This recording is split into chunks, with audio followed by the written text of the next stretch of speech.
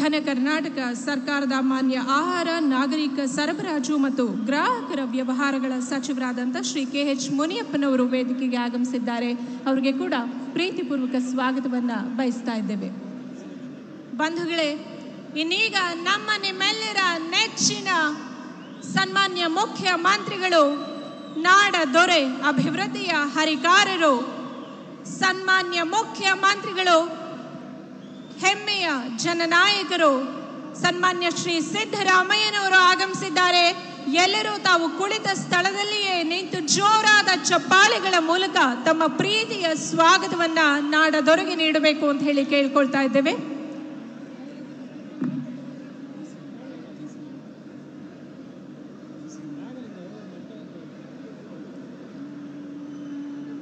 ಘನ ಕರ್ನಾಟಕ ಸರ್ಕಾರದ ಸನ್ಮಾನ್ಯ ಮುಖ್ಯಮಂತ್ರಿಗಳಾದಂಥ ಶ್ರೀ ಸಿದ್ದರಾಮಯ್ಯನವರು, ಮಾನ್ಯ ವಿರೋಧ ಪಕ್ಷದ ನಾಯಕರು ರಾಜ್ಯಸಭೆ ಶ್ರೀ ಮಲ್ಲಿಕಾರ್ಜುನ ಖರ್ಗೆ ಅವರು, ಹಾಗೂ ನಮ್ಮ ಹೆಮ್ಮೆಯ ಸರ್ಕಾರದ ಸನ್ಮಾನ್ಯ ಉಪಮುಖ್ಯಮಂತ್ರಿಗಳಾದಂಥ ಶ್ರೀ DK ಶಿವಕುಮಾರ್ ರವರು, ಗಣ್ಯರೆಲ್ಲರೂ ಇನ್ನೀಗ ವೇದಿಕೆಗೆ ಆಗಮಿಸ್ತಾ ಇದ್ದಾರೆ.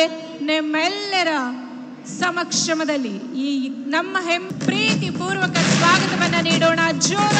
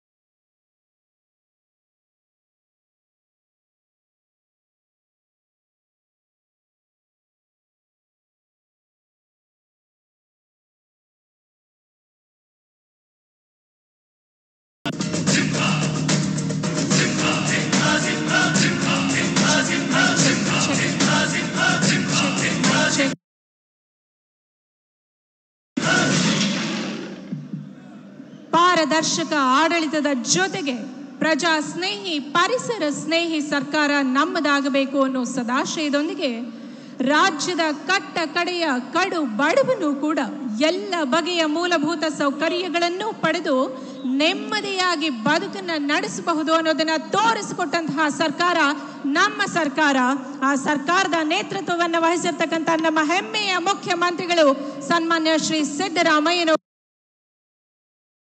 ಹಾಗೂ ಗಣ್ಯರೆಲ್ಲರೂ ಕೂಡ ವೇದಿಕೆಗೆ ಆಗಮಿಸಿದ್ದಾರೆ. ಎಲ್ಲರಿಗೂ ಕೂಡ ಒಂದೊಮ್ಮೆ ಪ್ರೀತಿ ಪೂರ್ವಕ ಚಪ್ಪಾಳೆಯ ಸ್ವಾಗತವನ್ನ ನೀಡೋಣ. ಕಾರ್ಯಕ್ರಮವನ್ನ ಪ್ರಾರಂಭಿಸೋಣ.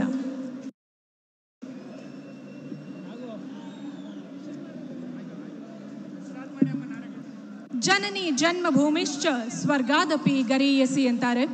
ಹಾಗಾಗಿ ನಮ್ಮನ್ನೆಲ್ಲ ಹೊತ್ತು ಪೊರಿತಾ ಇರ್ತಕ್ಕಂಥ ನಾಡ ತಾಯಿಗೆ ನಮನಗಳನ್ನು ಅರ್ಪಿಸುವ ಮೂಲಕ ಕಾರ್ಯಕ್ರಮವನ್ನು ಪ್ರಾರಂಭ ಮಾಡೋಣ.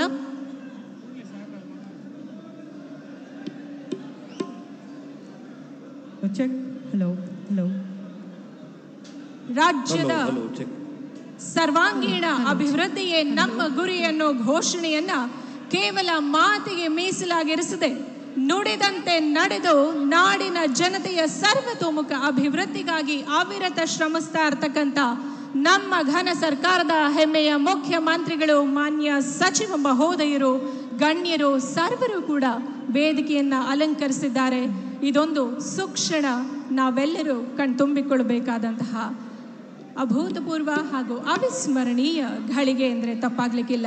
ಈ ಎಲ್ಲ ಮಹನೀಯರ ಸಮಕ್ಷಮದಲ್ಲಿ ಇನ್ನೀಗ ಈ ದಿನದ ಕಾರ್ಯಕ್ರಮ ಮೈಸೂರು ಜಿಲ್ಲಾ ವ್ಯಾಪ್ತಿಯ ವಿವಿಧ ಇಲಾಖೆಗಳ ಅಭಿವೃದ್ಧಿ ಕಾಮಗಾರಿಗಳ ಶಂಕುಸ್ಥಾಪನೆ ಮತ್ತು ಉದ್ಘಾಟನೆಯ ಈ ವೇದಿಕೆ ಕಾರ್ಯಕ್ರಮ ಇನ್ನೀಗ ಪ್ರಾರಂಭವಾಗುತ್ತೆ ನಾಡಗೀತೆಯ ಜೊತೆಗೆ.